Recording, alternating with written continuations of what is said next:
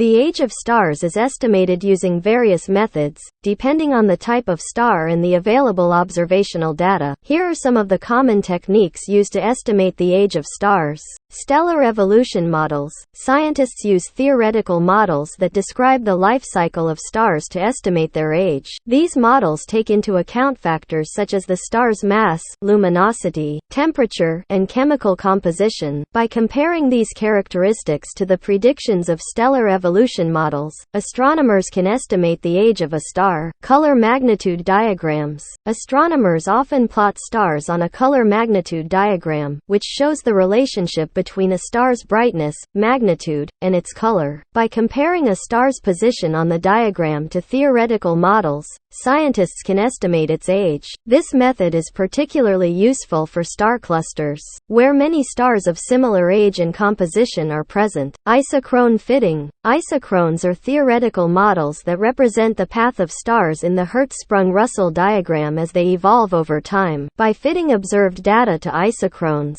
astronomers can determine the best fitting age for a star or a stellar population. Stellar rotation. The rotation rate of a star changes as it ages. Young stars tend to rotate faster, while older stars rotate more slowly. By measuring a star's rotation period or studying the broadening of spectral lines due to rotation, astronomers can estimate its age. Lithium abundance. The abundance of lithium in a star decreases as it ages due to stellar processes. By measuring the lithium content in a star's atmosphere, astronomers can estimate its age, particularly for relatively young stars. Stellar clusters. Star clusters consist of a group of stars formed from the same molecular cloud and are believed to have similar ages. By studying the properties of the stars in a cluster, such as their temperature, luminosity, and chemical composition, astronomers can estimate the age of the cluster and, consequently, the stars within it. It's worth noting that estimating the age of individual stars can be challenging, and different methods may yield different results.